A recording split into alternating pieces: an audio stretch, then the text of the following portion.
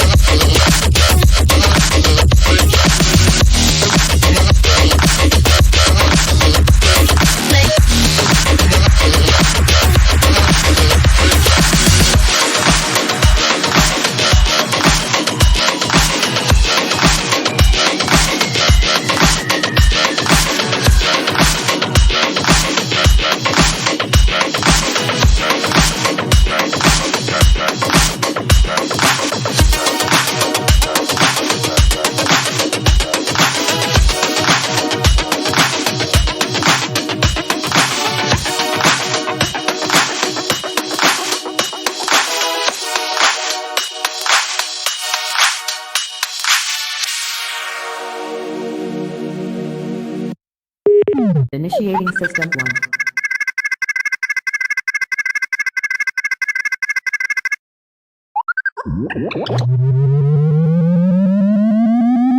System 1 loaded. Nous sommes les IT Monkeys. Nous avons établi cette communication depuis un futur proche afin de vous former sur les différentes technologies qui vous permettront de faire face aux intelligences artificielles. Dans le futur, nous manquons considérablement de spécialistes et les cyberattaques sont de plus en plus courantes. Nous sommes le dernier rempart pour lutter contre les IA. Rejoignez-nous, rejoignez la résistance et combattez à nos côtés. Suivez-nous et soyez prêts le moment venu. Il n'est pas trop tard. À bientôt pour la prochaine transmission. Et bonsoir. Bien le bonsoir. Salut Osborne. Comment ça va? Écoute, toujours dans la plus grande fraîcheur. Ouais. Ces longues journées, faire un petit live Twitch, ça va détendre. Eh ben écoute, tant mieux. Bienvenue à tous ceux qui nous ont rejoints. Je vois qu'il y a quelques motivés ce soir, même si vous n'êtes pas encore très nombreux. C'est déjà bien. Ouais, c'est 21h, peut-être que les gens mangent. Mais, je ne sais pas. Bon, ça fait longtemps que j'ai mangé. Hein. Mais de quoi va-t-on parler ce soir, ma chère Osborne? Écoute, je te propose au sens large de dire le grand mot qui est normalement, on va bosser sur de la VDI, la Virtual Desktop Infrastructure. C'est en gros, au sens large, comment tu vas mettre à disposition des postes Windows 10 ou autres à des utilisateurs finaux. Et on va voir un petit peu toute l'infrastructure, l'historique, comment effectivement on peut le faire à la maison, quels sont les services qui sont mis à disposition des administrateurs réseau pour remplir cette magnifique fonction qui sera de mettre des postes de travail à disposition des utilisateurs de manière centralisée. Et puis après, on dérivera sur comment Microsoft a fait pour, j'allais dire, reprendre tous ces services, mais les colocaliser pour adresser un maximum de gens et que l'intégralité du monde puisse utiliser la même infrastructure. Et puis derrière, on passera sur le fleuron, si je puis dire, de la simplicité, qui est Windows 365, qui est ni plus ni moins que le Windows, le PC dans le cloud, quoi. Donc ton PC qui te suivra toute ta vie et qui sera géré et hébergé sur les data centers de Microsoft. Alors, Si le programme te va. bah écoute, ma foi, ça a l'air tout tracé, hein, donc on va suivre la route. Après, si tu as des questions, Ah bah, n'hésite pas, hein. je me ferai l'avocat du diable, mais je n'hésiterai pas, on n'hésitera pas à prendre les questions de toutes les personnes qui sont connectées, si vous en avez, bien entendu. N'hésitez pas. Et ne partez pas tout de suite si le sujet ne vous intéresse pas. La semaine prochaine, on se retrouvera peut-être lundi, du coup, pour essayer de reprendre un rythme normal ce coup-ci. Et on partira sur un sujet peut-être plus libre pour mixer un peu les différents sujets et intéresser un peu tout le monde. Ouais, carrément, tu voulais partir sur quoi lundi? Et bonne question. Faut que je pioche dans la liste des sujets et que on mélange et qu'on tire au sort. En tout cas, si vous avez des suggestions, n'hésitez pas. Moi, je vais regarder et je vous dis. On fera un petit sondage après. Tiens, on fera un petit sondage. Je vois qu'il y a du monde qui est connecté, donc je vais aller chercher mes petits sujets et puis on va faire un sondage, sachant que les autres sortiront une autre fois. Ça marche. Et donc bonsoir à Hello, dit Léo, à Lenny, alors c'est quoi, c'est Kenoa, et à MV Sankara, qui se sont déjà exprimés du côté du chat. Et je te laisse la parole pour nous expliquer un peu tout ce beau monde que tu as à nous décrire ce soir. Ouais. En gros, le but du jeu aujourd'hui, quand vous avez des infrastructures, donc vous allez installer plein de PC pour tout le monde, ok, vous êtes super content, vous avez déployé votre parc Windows 10 ou Mac ou qu'importe, que sais-je. En gros, c'est sympathique, mais bon, si admettons, il y a des PC qui cassent régulièrement, entre guillemets, des problèmes de performance, si admettons, il y a des patchs à passer, ça veut dire qu'il faut passer sur tout le parc. Dès qu'il y a un nouveau logiciel, allez, il faut adresser l'intégralité de tout. Imaginez simplement la chose suivante, c'est que le PC, du coup, qui est devant l'utilisateur, ça soit juste une boîte complètement vide. Donc imaginez par exemple un Raspberry ou un Linux, un truc qui coûte pas cher, ou le vieux PC de votre grand-mère qui sert absolument à rien d'un point de vue performance, sur lequel vous n'allez pas faire tourner un jeu ou un logiciel quelconque de l'entreprise. Là, le but du jeu, en fait, ou même si, admettons, imaginez, vous êtes sur un chantier, vous n'allez pas mettre un super PC pour les mecs qui sont sur les chantiers, vous mettez simplement un petit PC de merde qui coûte vraiment pas cher. Et en fait, ces gens-là, ils vont se connecter à distance à leur PC qui est situé dans le data center de votre société ou dans le cloud. Donc c'est ça le scénario. Le scénario, c'est surtout que pour l'administrateur, ça va être beaucoup plus simple, finalement, de gérer toute l'infrastructure, tous les postes utilisateurs, parce qu'ils sont finalement complètement au même endroit. Donc si, admettons, il y a besoin de faire un déploiement, il n'y aura pas de problème de latence de réseau, de saturation réseau, tout va être sur les mêmes serveurs. Donc balancer un patch, changer les images, changer les machines virtuelles pour mettre des nouveaux modèles ou autres, ça se fait ultra rapidement. Et donc du coup, la première chose qu'on fait en entreprise, donc la première brique qui est arrivée pour répondre à ce besoin, c'était ce qu'on appelait donc du coup, ce qu'on appelle toujours, c'est les technologies, je sais pas si ça s'affiche bien, les technologies RDS. Ça s'affiche. Ok, au top. Les technologies RDS, c'est tout simplement pour Remote Desktop Services. En gros, le concept, c'est tout simplement de vous permettre au sein sur une machine, sur un Windows Server, le Windows Server va faire office de boîte pour gérer les sessions de l'intégralité des utilisateurs. C'est-à-dire qu'en lieu et place que chacun ait son poste et son système d'exploitation, sa machine ou sa machine virtuelle, enfin un truc qui est propre à lui, tout le monde va se connecter sur le même serveur. Et ce même serveur, vous allez vous connecter à distance, vous allez faire du bureau à distance, et lui va générer des sessions. Tac, une session utilisateur pour les Mings, une session utilisateur pour Michael, pour moi, une session utilisateur pour Hello, voilà. Et on va pouvoir mettre une centaine, 200, 300, 400 au besoin. Les seules limites, il n'y a pas de limite logicielle, la seule limite, ça va être finalement le hardware. Et en fait, dans des scénarios comme ça, au niveau de RDS, ce qu'il faut bien comprendre, c'est qu'en termes d'économie de RAM, il y a pas mal de choses qui pourront potentiellement être mutualisées. C'est-à-dire que des services qui sont communs à tout le monde, au lieu d'être répliqués 6 ou 600 fois pour chaque utilisateur, on va pouvoir reprendre des ressources qui vont être communes pour tout le monde. Donc après, ça dépendra effectivement des softs et des besoins. Et donc du coup, cette technologie RDS, c'est quelque chose que vous allez pouvoir mettre chez vous. Vous prenez un Windows Server, vous le transformez en RDS, et à partir de là, tout le monde va pouvoir se connecter dessus.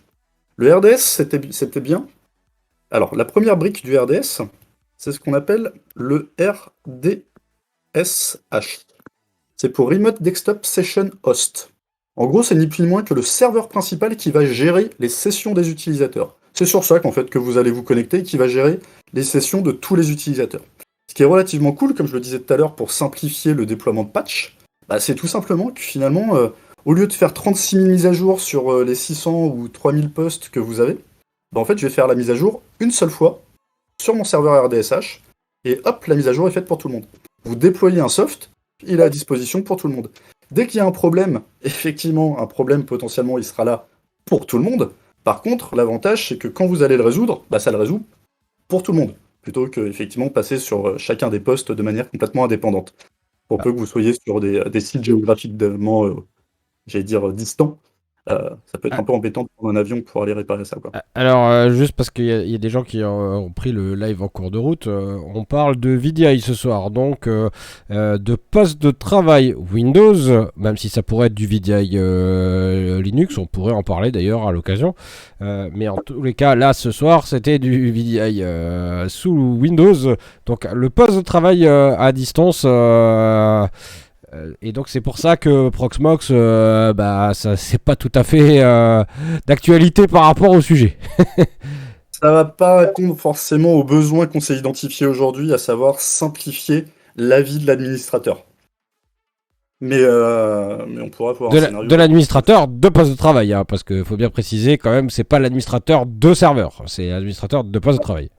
Après, j'ai envie de dire, ça dépend. Si t'es tout seul dans l'entreprise, tu fais tout. Voilà, à toi de voir si tu as suffisamment d'employés ou pas. Mais oui. Et alors, tiens, alors, je vais faire l'avocat du diable et rebondir sur ce que dit Fips 01. Pourquoi ne pas faire plutôt pourquoi ne pas faire des VM, des machines virtuelles Windows et 10 par exemple, et filer l'accès à plein de petits Windows 10 plutôt que de faire du RDSH ou du RADS. Comme je te le disais, si tu as une mise à jour à faire, tu la fais une seule fois. Voilà, déjà. Voilà. Quand on installe une appli, on l'installe une seule fois. Exactement. Pour les updates des applis, pour les patchs, pour la maintenance, pour mettre des nouveaux disques, pour augmenter la RAM, tu vas le faire une seule fois. Ouais, mais d'un autre côté, si on crache entre guillemets la machine, on la crache pour tout le monde. Ouais, mais comme t'es Windows 10 en virtuel. Non, si t'as 5 Windows 10, tu peux en avoir un qui crache et pas les autres. Oui, mais si c'est ton hyperviseur entre guillemets qui crache, t'as tout perdu aussi. Ça, c'est sûr. Mais là, effectivement, c'est le risque. Mais c'est pour ça qu'on va parler de haute disponibilité dans la foulée. C'est une bonne transition. Mais déjà, on va présenter les différents rôles et après, on va voir comment on met tout ça en haute disponibilité, puisque finalement, c'est ce qu'on retrouvera au niveau du cloud. Donc, comme ça, autant en parler maintenant. Tout ce que je présente là, vous pouvez le faire à la maison. Donc, c'est relativement rapide à faire. Donc, retenez. Premier service, le RDSH. C'est celui qui gère les sessions des utilisateurs. Après, on avait eu un autre besoin, c'est-à-dire qu'à la base, pour se connecter là, c'est bien, on va se connecter en 3389. Retenez le 3389. Tac, c'est le protocole RDP, le Remote Desktop Protocol. Il faut savoir que le RDP, c'est un protocole qui n'est pas du tout sécurisé. Mais genre, pas du tout. C'est-à-dire que quelqu'un qui vous fait un man on the middle en plein milieu peut récupérer tout le flux d'images qui est envoyé à partir du serveur sur votre poste. Donc niveau sécurité, c'est complètement à chier, donc on évite. Il y a pas mal de gens qui vont se mettre depuis l'extérieur. Donc ça, imaginons, c'est l'intérieur de mon réseau, j'ai ma petite box ou voilà mon firewall, qu'importe. Imagine, j'ai un utilisateur qui est à distance, il veut y accéder. Donc effectivement, le 3389, on ne va totalement oublier. C'est à proscrire, puisque d'un point de vue sécu, c'est complètement naze. Et également, une autre chose, c'est que si, admettons, j'ai un serveur RDSH, c'est très bien, donc je peux rediriger le 3389 ici. Si j'ai un deuxième serveur RDSH, bah, potentiellement ton NAT, il est un peu tout pourri, puisque ton 3389, il est déjà pris pour l'autre serveur. Donc tu vas devoir recréer un nouveau port et tu vas te retrouver avec des 3390 tout dégueulasses. Donc du coup, là on s'est dit, tiens, si on faisait un truc un peu malin, c'est-à-dire qu'en fait, on a tout simplement sorti la RDS, Remote Desktop, bah c'est RDG, pardon, Remote Desktop Gateway.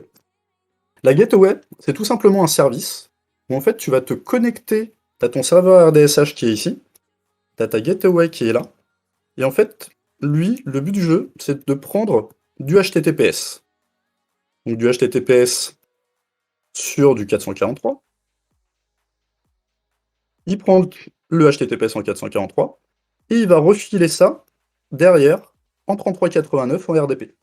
Donc en fait, on va tout simplement faire de l'encapsulation du protocole RDP dans du HTTPS, qui déjà va répondre aux besoins de sécurité, mais également va permettre, si admettons, comme tout à l'heure, tu as plusieurs serveurs RDSH derrière, et ben en fait, lui, tu vas tout simplement lui donner le nom de la machine auquel tu veux accéder derrière. Ça peut être des RDSH ou un Windows 10 qui est dans l'entreprise, n'importe quoi. On va tout simplement dire à la gateway, je veux accéder à telle machine, et en fait, c'est lui qui va faire la connexion en 3389 sur telle ou telle machine. Et il va renvoyer le flux en HTTPS à l'utilisateur final.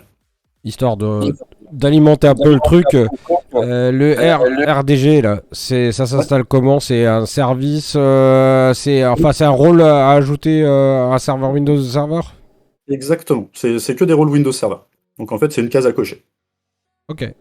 C'est une case à cocher, tu vas lui préciser l'URL qu'il va utiliser, et tu vas également lui associer un certificat, histoire d'avoir un minimum de... Et pour être absolument complet, en termes de licensing, qu'est-ce qu'il faut prévoir du coup pour l'instant par rapport à si on veut monter une infra de ce type-là? Dès que tu as un service Remote Desktop d'activer et que tu l'utilises, il faut une cale RDS. Et il faut des cales serveurs aussi, enfin des cales Windows Server. Il faut des cales Windows, ouais. Quand tu accèdes à un Windows, il faut ta cale Windows et la cale RDS. Et bien sûr la licence Windows Server. La licence Windows Server et puis ta licence post-client si c'est un Windows client, ouais. Exactement. Donc ça, c'est le RDG. Plutôt cool. Ça te permet, au niveau sécurité, c'est plutôt sympathique. Ça permet de répartir, j'allais dire, les accès sur l'ensemble des ordinateurs accessibles depuis la gateway sur ton parc. Et voilà. Ça, c'est relativement sexy. Alors, ça, c'est une configuration qui va se faire dans ton MSTSC. Tous les gens qui sont sur Windows, cliquez sur faites un Windows R, vous tapez MSTSC, vous allez avoir une console qui va s'ouvrir, et cette console, alors moi, voilà, elle s'ouvre, vous cliquez sur afficher les options, et dans avancer tout à droite, vous allez tout en bas après dans paramètres, et là vous avez le paramétrage de la gateway. Et donc à partir du moment où vous avez spécifié une gateway, votre client MSTSC, donc le client de bureau à distance, en lieu et place de faire du 3389, il va faire du 443 sur la gateway que vous avez précisée. Alors, on nous pose la question par rapport à... On voit pas la scène. Je sais pas de quelle scène il voulait parler, mais... Du MSTSC, mais je vous disais de le faire. Ah ouais, bah alors moi je l'ai sur ma machine, alors attends, enfin j'étais en train de l'ouvrir, voilà, je peux vous le montrer. Ah par contre c'est pas le bon écran que je partage, ok, on va changer, voilà, on va faire ça comme ça, voilà, comme ça vous allez voir le bon écran, magnifique. Je vais répondre à la question vite fait, qui est possible d'accéder à des postes Linux de cette façon. Alors oui, à partir du moment où le poste Linux derrière répond au 3389 sur du RDP. Ah ouais, d'accord. Et j'avais pas pensé à cette façon-là de le faire, mais oui, ok. Mais si tu veux, si ça vous intéresse, Lenny, on pourra envisager aussi de parler de l'équivalent sous Linux, sachant que c'est pas exactement pareil, mais il y a des choses intéressantes pour ceux qui connaissent pas. On peut faire des choses très puissantes, très, très intéressantes, du même ordre un peu sous Linux. Du poste à distance, quoi. Enfin, voilà. Mais on aura plus tendance à utiliser un tunnel SSH que du HTTP. J'ai une question, à quand les posts Insta? Ah, les posts Insta, on reprendra ça à l'occasion. et donc Là, alors, la gateway, parce que je fais mon partage écran, t'as dit que c'était dans paramètres de connexion, c'est ça? Ouais, tu vas dans avancer, paramètres tout à droite et paramètres tout en bas. Ou avancer, enfin c'est l'onglet qui est tout en haut à droite, je l'ai fermé là. Ah voilà, utiliser paramètres de serveur de passerelle bureau à distance, voilà, c'est ça. Ok, ok. Et j'imagine qu'on peut fournir un fichier profil aussi à tout près, histoire de pas être obligé de remplir tout ça manuellement. Ah, mais c'est pour ça que je te fais l'histoire dans l'ordre, puisque du Ouais, coup, les gens ont trouvé ça compliqué, blablabla, il faut remplir un petit champ, c'est chiant. voilà. Donc, Allez, en fait, continue ton histoire, du coup. non, c'est bien, c'est pile la transition. En gros, donc du coup, souvenez-vous, on a le RDSH, on a la RDG, la Remote Desktop Gateway, et parce que c'est chiant à configurer, la Remote Desktop Gateway, chiant pour l'utilisateur final, entre guillemets, rien ne vous empêche de créer, en fait, quand tu as fait ton MSTSC, tu peux sauvegarder la configuration pour en faire un point RDP. Ce point RDP, tu vas pouvoir le donner à tous tes utilisateurs, ils double-cliquent dessus, et puis c'est bueno. Par contre, on a fait un truc un petit peu plus simple, c'est tout simplement la Remote, ouais, parce que j'ai mon écran qui bouge en même temps, le Remote Web Access. Le Remote Desktop Web Access, c'est tout simplement en fait une page web qui va présenter les points RDP qu'on a générés. Donc en gros, on va tout simplement pouvoir dire, tiens, je génère une connexion à telle machine, ou telle machine, ou telle machine, ou telle machine. Une espèce de liste, quoi. Ouais, c'est juste une liste en fait, ça va juste être Avec, une page web avec des qui va liens. t'afficher voilà, les noms des machines que tu as publiées pour telle population d'utilisateurs. Donc moi, j'en verrai par exemple 3, toi, t'en verras peut-être 3 autres, et voilà. En fonction des droits de l'utilisateur, parce qu'il sera logué avant d'accéder. Ouais, t'accèdes, ton authentification, la première authentification, elle se fait sur le Web Access. Donc une fois que tu as ton Web Access, on va te filer finalement les points RDP qui sont à ta disposition. Tu cliques et en gros ça va configurer automatiquement ton MSTSC et ton PC va lancer la connexion. Donc c'est pas le Web Access, tout ce qu'il fait c'est de donner les configurations, c'est tout. Et c'est ton poste qui fait les accès. Donc une fois qu'on a fait ça, il y a pas mal de gens qui se sont dit oui, alors le web access, blablabla, ça aurait été bien on puisse avoir un Windows directement dans la page web et que voilà, puisque du coup il faut une certaine version quand même du client MSTSC. Si admettons on est sur un vieux Linux ou le PC de la grand-mère qui est sur Windows 98, bon, côté sécurité ça va pas marcher foufou. Donc du coup en fait on a ramené un petit quelque chose avec le HTML5, je vous laisse deviner, c'est tout simplement effectivement qu'on a la possibilité aujourd'hui d'avoir votre Windows qui s'affiche directement dans votre navigateur. Donc, quel que soit finalement le device que vous utilisez, à partir du moment où le navigateur supporte le HTML5, on va pouvoir avoir le PC distant, par exemple celui-là, tac, qui s'affichera en mode web dans votre navigateur. Donc, on pourrait juste croire que votre Windows c'est une page web, quoi, tout simplement. Donc ça, c'est plutôt stylé. Et ça, c'est un petit composant relativement sympathique. Maintenant, on va voir un autre composant, il y en a deux autres. C'est le Remote Desktop Connection Broker. Un Connection Broker, alors je dis un Connection Broker puisque par exemple c'est des choses qu'on va pouvoir retrouver chez Citrix ou les gens effectivement qui font du bureau à distance entre guillemets. Et le côté Microsoft, le Connection Broker, il est relativement important. Parce qu'en gros, comment ça se passe? On va refaire nos petits carrés. Le premier que je fais, ça c'est celui qui va être en frontal avec les utilisateurs, c'est le Web Access. Après, alors quand je dis le serveur, potentiellement on va pouvoir mettre tous les rôles potentiellement sur une même machine, d'accord? C'est vraiment pour vous séparer tous les services. Donc le premier service, c'est le Web Access. Après, une fois que c'est configuré, le poste client, il reçoit la configuration, il va se connecter à la gateway. Et la gateway, je vous ai dit, elle va accéder à n'importe quelle machine qui est finalement sur votre réseau. Alors ça marche pour n'importe quelle machine, effectivement, mais si, admettons, vous avez des RDSH, en fait, on ne recommande clairement pas de taper directement les RDSH. On va passer par un service, donc du coup, qui est ni plus ni moins que notre Connection Broker. Et c'est le Connection Broker qui va, j'allais dire, fédérer les différents RDSH que vous allez avoir derrière. Tac. Donc on va mettre RDSH1, RDSH2 et RDSH3. Ce qu'il faut comprendre également, puisqu'on va arriver sur la partie disponibilité, c'est imaginons que ces 3 RDS, ces 3 serveurs, aient exactement les mêmes applications. D'accord? Donc il y a Outlook, Word, tout ça, c'est vraiment les mêmes applications.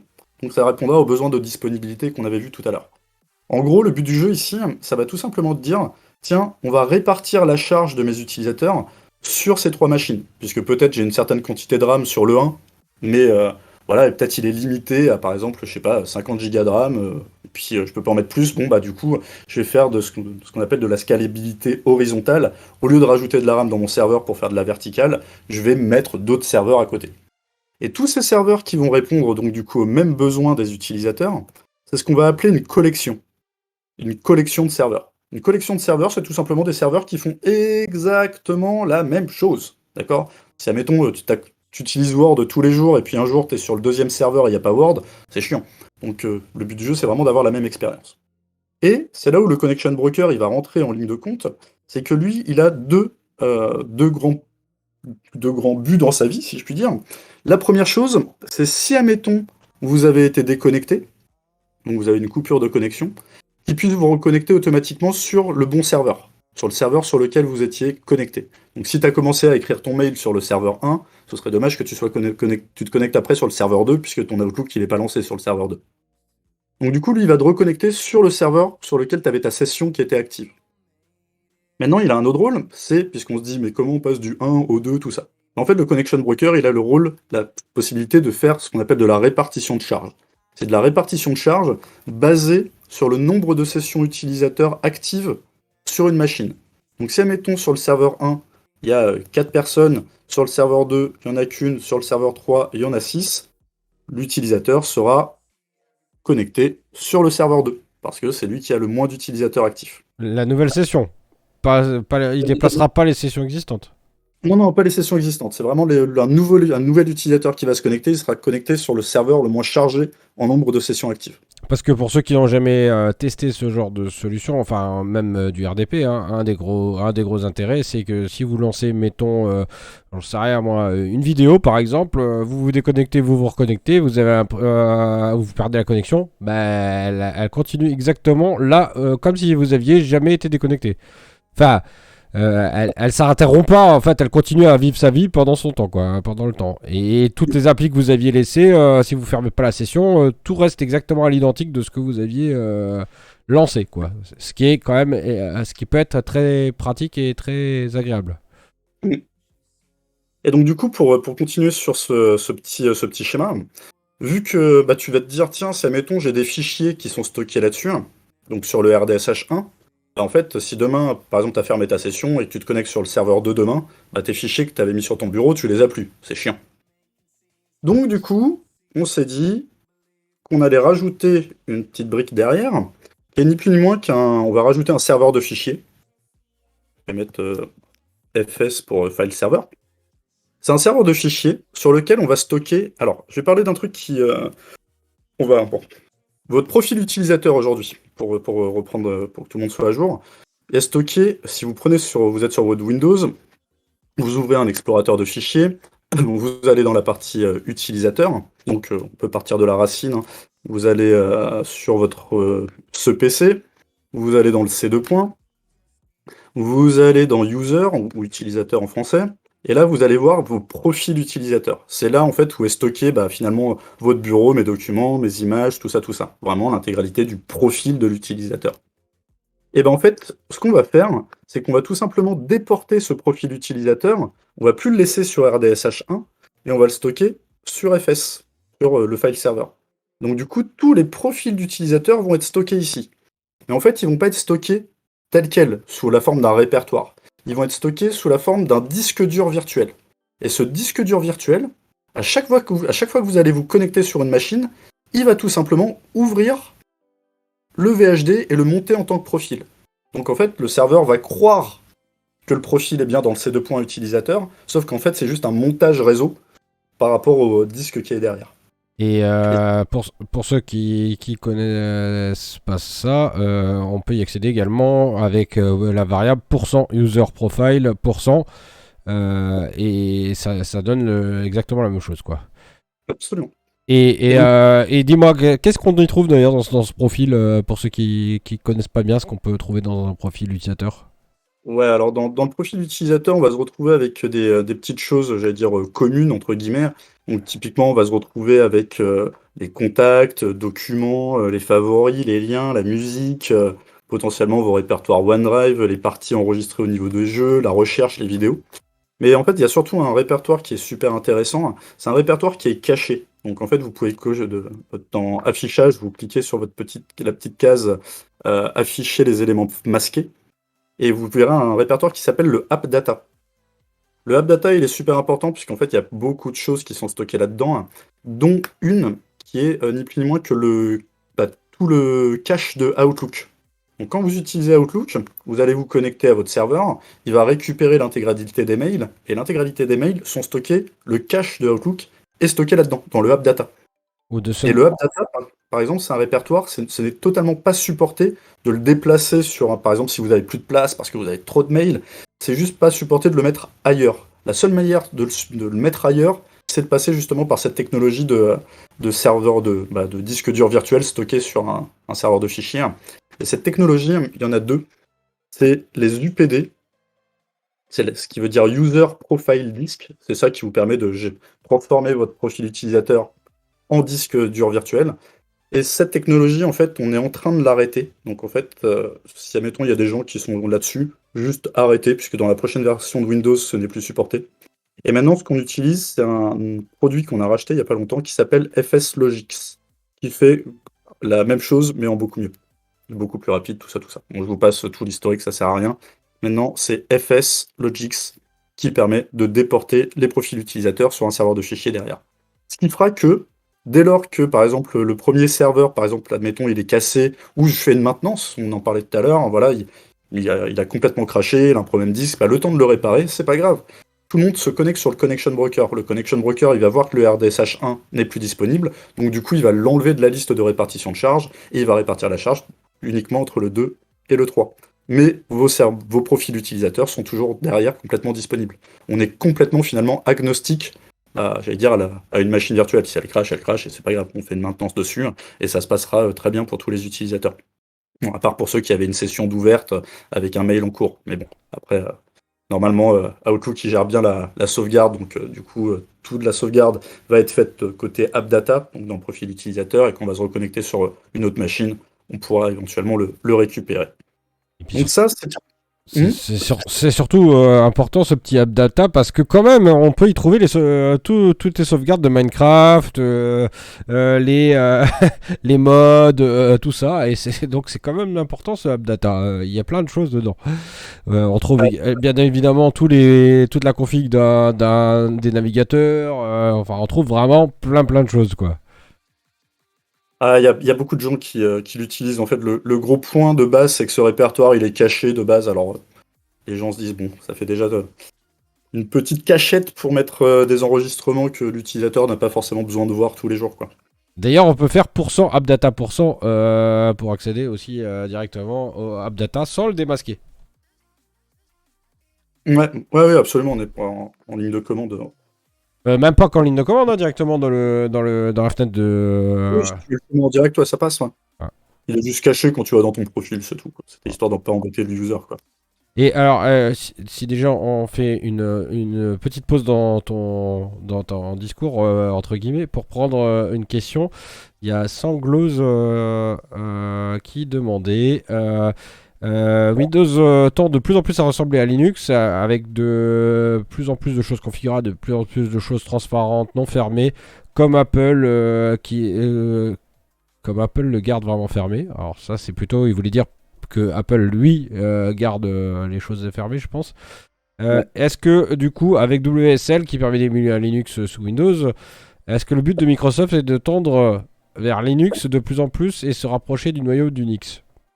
Alors, pour le coup, le noyau, il va pas changer, puisque du coup, on est quand même sur une... En fait, il faut savoir que des noyaux, il n'y en a pas eu beaucoup, en fait. Tout a été refait. Le noyau de Windows 10, il est reparti du noyau de Vista.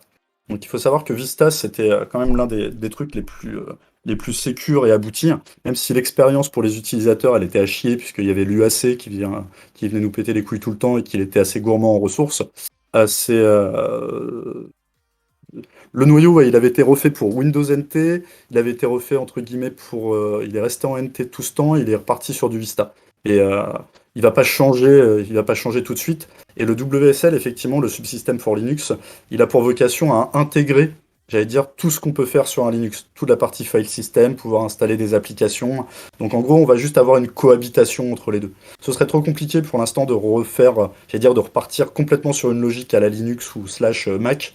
On a un écosystème tellement grand côté professionnel qu'on va pas pouvoir faire en sorte de tourner comme ça. Par contre, si à un moment donné, effectivement, côté applicatif, on s'aperçoit que sur la partie Subsystem for Linux, on commence à avoir quelque chose qui prend beaucoup, beaucoup d'ampleur niveau entreprise. Bah, effectivement, peut-être qu'il y aura une réflexion sur un tournant au niveau du système Linux. Si, admettons, il faudrait déjà qu'on mette des passerelles entre les deux mondes pour transformer une application qui est sur du Linux vers la partie, sur du Windows vers la partie Subsystem for Linux. Faut voir, mais Ouais, aujourd'hui, c'est pas prévu, quoi. parce qu'il faut quand même garder en tête, je pense plus aux jeunes qui ont pas encore forcément connu trop le monde professionnel, que une des grosses forces de Windows, ils ont peut-être un certain nombre de défauts, mais au moins on peut leur laisser que des applications qui ont été écrites il y a plus de 20 ans continuent à fonctionner quasiment sans aucun problème et sans aucune modification. Même des fois plus que 20 ans d'ailleurs, dans un fonctionnement quand même H24, dans des conditions très, très importantes. Donc il y a une compatibilité qui est pas du tout équivalente à celle de macOS par exemple, qui eux, à contrario, font tout l'inverse. Ils cassent la compatibilité complètement tous les maxi 5 ans. Ils cassent vraiment tout. Et si on ne fait pas des mises à jour, si on redéveloppe pas les applications ou qu'on les fait pas évoluer, c'est mort, elles marcheront plus. Donc c'est pas du tout le même modèle.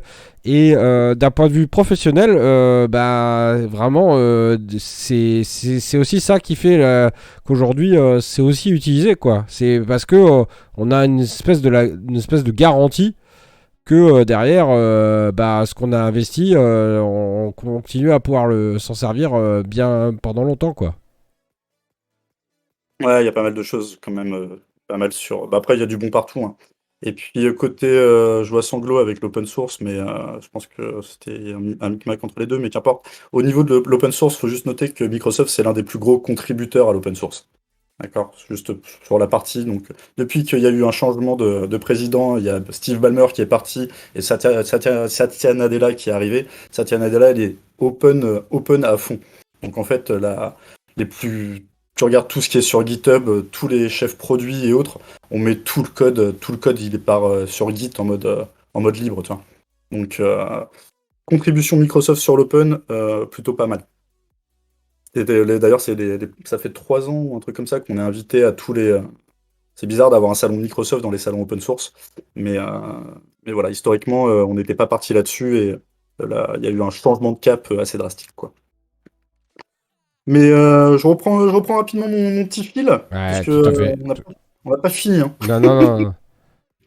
Donc du coup, effectivement, retenez bien, vous avez le Web Access qui donne les points RDP, la Gateway qui vous permet de sécuriser en HTTPS, le Connection Broker qui va récupérer l'intégralité des connexions et qui va les gérer pour les redistribuer sur les RDSH qui vont être derrière. Donc lorsque vous allez tout ça, on a dit, ils ont les mêmes applications, c'est ce qu'on appelle une collection. Donc vous avez une collection de serveurs. On notera que on peut avoir plusieurs collections de serveurs. Autant que je veux, d'ailleurs. Je sais même pas s'il y a une limite là-dessus. Ce qui fait que potentiellement, vous pouvez avoir une batterie de serveurs, une collection de serveurs pour la comptabilité, une collection de serveurs pour le service finance, j'en sais rien, enfin voilà, les commerciaux, qu'importe. Et le connection broker. Et finalement, l'utilisateur, lui, au niveau du web access, il verra juste un icône qui représentera tout ça. Pour lui, il verra pas RDSH 1, 2, 3, il verra simplement collection 1. Il va se connecter à une collection. Et cette collection, après, on se connecte sur un des serveurs et finalement, on s'en fout sur lequel on est connecté. Derrière les différentes collections, vont pouvoir se connecter sur différents pools de disques durs de VHD pour les profils utilisateurs. Juste à noter qu'un profil utilisateur ne peut pas être utilisé à travers plusieurs collections. Il peut être utilisé simplement au niveau des serveurs de la même collection. Donc tout ce que j'ai mis là, les petits profils utilisateurs, ce sera que pour cette batterie de serveur. Si, admettons, là, je veux aussi un profil utilisateur, il faudra mettre un autre répertoire qui stockera tous les profils communs à cette batterie de serveur.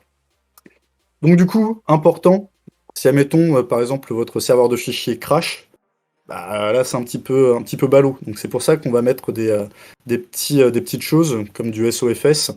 Le SOFS, c'est tout simplement la technologie et du S2D. En gros, pour le faire simple, on ne va pas tout expliquer le mécanisme ce soir, mais en gros, c'est la combinaison de ces deux choses. Ça va permettre de synchroniser, de répliquer le contenu de deux serveurs de fichiers. Donc, tu peux avoir FS1 et FS2, ils vont répliquer en live. Et donc ça, c'est la partie S2D qui permet de faire ça. Et la partie SOFS, c'est ce qui permet de faire en sorte que si, admettons, la connexion est cassée ici, qu'on la reprenne automatiquement sur le deuxième serveur, de manière totalement transparente. Donc pour l'utilisateur, il y a 0 coupure de connexion. Voilà. Donc en gros, une bonne chose en haute disponibilité, au moins 2 serveurs de fichiers, au moins 2 serveurs RDSH. Pareil pour le connection broker, potentiellement en avoir 2, puisque s'il crash, du coup, vu que c'est le point d'entrée sur toutes les collections de serveurs, s'il est cassé, plus personne ne peut y accéder. Pareil sur le web access, on essaye de tout redonder, on peut tout mettre en double, en triple, comme on semble. Et j'imagine que là, tu parles d'avoir les choses en double, les services en double, entre guillemets. Tu as parlé à chaque fois de machines, mais on pourrait très bien imaginer d'avoir quand même tout regroupé sur 2 serveurs, non? Enfin, c'est-à-dire avoir un serveur avec à chaque fois un FS, un SOFS, SCZD là, enfin SZD pardon, un RDSH et la gateway sur un serveur. Et la même chose sur le deuxième. Ouais, absolument. Tu peux te dire, tiens, j'ai juste 2 serveurs. J'ai la partie RDSH, j'ai la partie gateway, j'ai la partie connection broker, j'ai la partie web access et un deuxième avec tout pareil. Par contre, et puis potentiellement mettre le S2D pour que ça fasse entre les deux. Non, le S2D là, ça marchera pas sur les profils utilisateurs. Faudra forcément avoir un serveur à part derrière. D'accord, ok. Non, parce que j'imagine quand même que quand t'as pas 2000 utilisateurs, c'est peut-être pas non plus nécessaire de découper en autant de serveurs que ça. Absolument. Par contre, il y a quand même une petite notion juste du côté sécurité entre guillemets.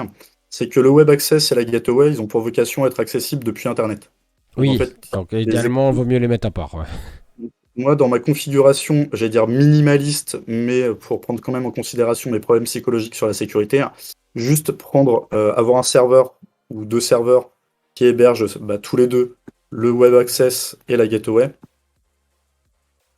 Et puis avoir ton connection broker, tu peux envisager de l'avoir que sur l'un des deux, si tu veux, ou de l'avoir potentiellement en double si tu as envie, et effectivement avoir ton serveur de fichiers derrière. Mais dans la vraie vie, moi, le connection broker, je le mets quand même potentiellement sur un serveur autre. Et si tu dois le mettre quelque part pour vraiment minimiser, ouais, tu vas le mettre sur le RDSH, quoi. Ok. Voilà. Dans l'idée, tu peux te faire un truc minimaliste, et puis après, tu peux te dire, bon, je mets pas de S2D, je mets pas un deuxième serveur de fichiers, j'en mets qu'un, et celui-là, tu le backup à fond, quoi. Et puis, tu te dis, bon, s'il crash, je restaure, et puis ça prendra un petit peu de temps, mais ça m'a pas coûté une licence, quoi. On avait encore une question de Sanglose qui n'est pas tout à fait liée au sujet, mais bon, après tout, on est quand même là pour répondre. Et il demandait si, d'une part, en gros, quand on installe un Windows Core, enfin, il s'appelle plus Core, je crois d'ailleurs, maintenant c'est expérience, sans expérience utilisateur ou quelque chose comme ça. Non, c'est toujours Core, hein. Core, ok. Donc sans interface graphique pour résumer. D'une part, est-ce que ça manque pas un peu de doc pour pouvoir quand même s'en sortir? Et est-ce qu'il n'y a pas d'autres solutions pour pouvoir le gérer quand même graphiquement? Et moi j'ajouterais, puisque je connais une partie de la réponse, que a priori on peut utiliser un poste de travail. Ouais, complètement. Tout ce que j'ai à te dire, c'est regarde les vidéos YouTube. qu'on a faites. En gros, tu vas pouvoir utiliser tes MMC de ton poste Windows 7 pour utiliser ce qu'on appelle les RSAT, les Remote, je sais plus c'est quoi le S, Administration Tool. Et voilà. Tu as tous les outils en fait sur ton poste Windows 10 pour pouvoir y accéder. Et tu regardes les vidéos YouTube, elles sont plutôt bien faites sur ce sujet. Donc en fait, effectivement, tu te dégaines simplement ta console Hyper-V qui est sur ton Windows 10, et puis tu peux accéder à ton serveur core s'il fait de l'Hyper-V. Si tu en as fait un contrôleur de domaine, tu as toutes les consoles sur ton Windows 10 pour y accéder. Et c'est pour ça que c'est important de. Alors, si la fonctionnalité, le rôle que tu veux utiliser, il est disponible sur le core, mais du core. Ne passe jamais par le graphique, évite le graphique un max, tu gagneras un maximum de ressources, moins de failles de sécurité, moins d'exposition aux attaques. Et derrière, effectivement, sur un poste Windows 10, typiquement, on va utiliser ma machine physique, elle va être dédiée uniquement à la... Alors après, tu peux faire l'inverse, mais le mieux, c'est de faire ça. La machine physique que tu utilises pour l'administration, elle est cantonnée et bridée au strict minimum, simplement à tes outils d'administration. Tu ne vas pas sur Internet avec, tu ne fais absolument rien du tout, à part que bosser et accéder à tes serveurs. Et pour tout ce qui va être perso, accès web, tout ça, tu dégaines ta machine virtuelle sur ce poste. Ou c'est ce qu'on appelle de faire du hardening, c'est-à-dire qu'en gros, ta machine qui fait l'administration, personne ne la touche. Ou tu fais un Windows virtuel sur un Windows 10 virtuel sur une de tes VM, et tu y accèdes potentiellement à distance. Mais sur ta machine physique, tu n'as absolument rien. Et quand tu accèdes à cette VM qui a tous les outils d'administration, tu ne fais que de l'administration et absolument rien d'autre. Et donc, du coup, tu pourras administrer l'intégralité de tes serveurs core. Donc, pour taper tes serveurs core, tu as toutes les consoles administrateurs sur le Windows 10, et tu peux aussi également utiliser l'Admin Center. L'Admin Center, c'est tout simplement une page web qui te permet d'administrer l'intégralité de ton parc serveur depuis l'extérieur, si tu veux, en HTTPS, en interne, comme tu veux. Voilà. Donc tu as plusieurs solutions qui sont à disposition, quoi. Et c'est dispo à partir de quelle version, ça, tous ces trucs-là, à partir de quelle version de Windows Server? Parce que ça existait pas en 2008, on est d'accord? En 2008, je sais pas si tu avais le core. Non, je crois qu'il est arrivé Si, en le 2007. core existait, je crois, mais... encore que peut-être pas. Aucune idée. Mais qu'importe, maintenant, t'as les serveurs core, t'as les serveurs nano, enfin, on en parlera une autre fois aussi, ça Ouais. aussi, il y a plein de choses à dire Ouais. là-dessus. Mais le core, c'est effectivement La j'allais base. dire la base. En fait, nous, en clientèle, on fait plus que ça.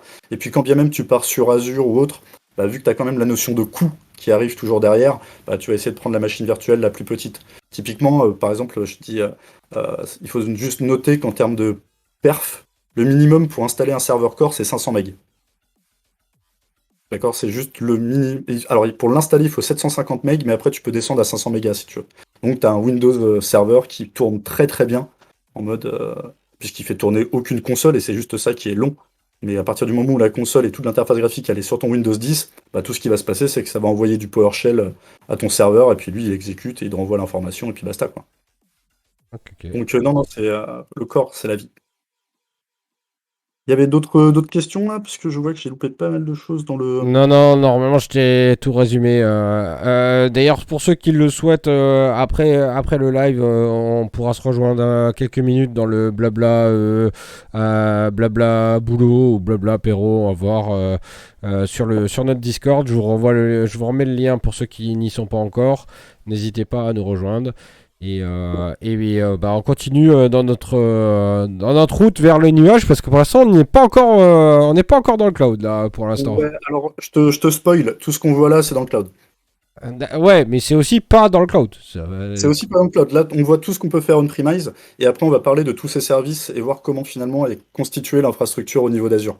Pour que tu saches quand tu vas mettre une VM dans Azure, un poste de travail finalement, que tu saches tout ce qu'il y a derrière et tous les services qui sont à ta disposition, savoir si tu n'as plus accès par exemple, je sais pas, à ton profil, en fait c'est potentiellement le module FSLogix qui peut fucker. Et donc dans ce cas-là, juste le mettre à jour au niveau de ton poste, tout ça. Toi juste avoir les petits codes et que ça soit pas juste de la magie, si je puis dire. Vous l'aurez compris, pour ceux qui n'ont pas l'habitude de ce genre de terminologie, on-premise, ça veut dire que c'est des choses qu'on installe à la maison, entre guillemets, au bureau plus exactement, en général quand même. Si tu peux En entreprise. Si tu peux voir la machine de tes yeux, c'est que c'est on-premise. Voilà, sinon c'est pas on-premise, voilà. Exact. Donc du coup, voilà, ça c'est pour la petite base. Et tout ça, en fait, c'est l'infrastructure de base du RDS. Donc le RDS, retenez le RDSH, c'est vraiment le but, c'est que un seul serveur gère plusieurs sessions utilisateurs. Donc beaucoup plus de simplicité. La finalité, c'est ça. Plus simple pour l'administrateur. Vous avez qu'une seule mise à jour à faire quand il y en a une. Maintenant, on se dit, bon, je peux avoir des contraintes particulières. Typiquement, par exemple, si je dois mettre par exemple, j'ai un utilisateur qui a besoin, je dis au hasard, d'être administrateur de la machine. Dans ce scénario, c'est un peu chiant, puisque du coup, j'ai peut-être 100, 200 personnes dessus, et j'ai pas envie qu'un mec soit administrateur. Il va foutre en l'air absolument tout. Quand il va installer un truc, ça va l'installer pour tout le monde. C'est une catastrophe, il faut pas. Donc du coup, là, on faisait de la virtualisation de serveurs qui géraient du multisession. C'est ce qu'on appelle finalement de la virtualisation de présentation. On a juste virtualisé des sessions utilisateurs. En gros, voilà. C'est nos déclinaisons, ça se discute ou pas, c'est comme ça. Donc du coup, on s'est dit, tiens, si admettons, il y a des développeurs, voilà, il y a une boîte de développement qui va faire une intervention chez moi, par exemple, je suis Total, j'ai pas forcément envie que mes données, elles sortent de mon entreprise. Ah oui, également important, quand on est en RDSH comme ça, quand on fait de la connexion bureau à distance, on peut interdire le copier-coller, on peut interdire les screenshots, on peut interdire le transfert de fichiers. Donc du coup, en fait, l'intégralité des données de l'entreprise, finalement, mis à part c'est le mec qui prend des photos avec son téléphone, effectivement, ça va être compliqué de cacher ça, mais c'est simplement que les données de votre entreprise restent dans l'entreprise. Donc ça, c'est relativement aussi une bonne notion à avoir, parce que du coup, vos données vont pas se trimballer partout, quoi. À partir du moment où la condition pour que les mecs travaillent, c'est qu'ils aient Internet et que votre infrastructure soit disponible. C'est tout. Mais à partir de là, il y aura zéro fuite à partir de ça. Vous pouvez interdire voilà, tous les file transferts, les OneDrive et autres pour pas que le mec puisse transférer quoi que ce soit. Et basta. Et puis autoriser potentiellement à avoir un truc super restreint en mode tu as droit d'accéder que à ça, et pas d'aller sur Facebook avec cette machine que je t'ai mis à disposition. Donc que les trucs professionnels. Donc une fois qu'on a dit ça, là maintenant je vais mettre le scénario en mode tiens, j'ai des développeurs. Et comme j'ai expliqué, le développeur il est souvent administrateur, je vais pas l'autoriser sur ce serveur où il y a des milliers de personnes potentiellement. Donc ce qu'on va faire, c'est qu'en lieu et place d'avoir des serveurs Windows Server qui vont gérer plusieurs sessions, je vais créer des Windows 10. Une machine virtuelle en Windows 10. Donc là, potentiellement, on était sur des serveurs physiques ou des machines virtuelles avant. Tout peut être virtuel, il n'y a aucun souci. Donc là, je me dis, à la place des RDSH, je vais créer des Windows 10. Plein de Windows 10. Et, en gros, ça, en fait, on va passer dans la virtualisation du poste de travail. Parce qu'on est vraiment sur un vrai poste de travail qui va être dédié à l'utilisateur. Et là, potentiellement, je peux me permettre, si je veux, de le mettre administrateur, il ne dérangera que lui, administrateur local, bien sûr, de son Windows 10. Et au niveau de cette infrastructure, je vais tout simplement pouvoir faire de l'assignation. C'est-à-dire que je vais pouvoir dire, cette machine Windows 10, elle est destinée à Lemmings. Il n'y a que Lemmings qui va pouvoir se connecter dessus. Donc dans ton petit web access, dans ta petite page, toi tu verras ton petit Windows 10 à toi.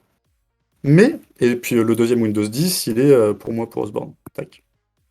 Mais par contre, je peux aussi faire une autre chose. Si, admettons, tous les Windows 10 ont exactement les mêmes logiciels, je peux également me dire, tiens, on va faire autrement. Je vais mettre tous ces Windows 10 pareil dans une collection. Et comme ça, quand Lemmings va se connecter, ce sera soit l'un, soit l'autre. Et en gros, alors n'oubliez pas, l'infrastructure, c'est exactement la même. On a juste remplacé les serveurs qui sont derrière.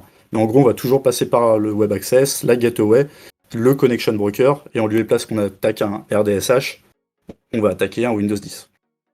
Donc en fait, on va pouvoir faire soit des collections de Windows 10, ou soit assigner directement un Windows 10 à un utilisateur. Et j'ai pas bien compris quel est l'intérêt de la collection du coup. Enfin, la collection, c'est que, alors, potentiellement, si admettons, je peux très bien avoir une application qui serait potentiellement pas supportée d'être installée sur un Windows Server. Ouais, ça d'accord, ouais. Du coup, je vais l'installer sur un Windows 10. Ouais. Et du coup, je vais installer plusieurs Windows 10 parce que j'ai plusieurs utilisateurs qui vont l'utiliser, cette application. Donc c'est un Windows 10, c'est une espèce de template de Windows 10, quoi, après. Enfin, ça crée une espèce. On Un vrai a. Windows 10. C'est comme si tu crées une machine virtuelle avec un Windows 10. C'est un vrai Windows 10. C'est toi qui le fais à la maison. Ouais, mais le but c'est d'avoir. Mettons que ta collection compte, ça soit 10, de 10, Windows 10. Le but c'est qu'ils soient identiques, non? Ouais, s'ils sont dans la même collection, le but c'est qu'ils soient identiques. Ouais.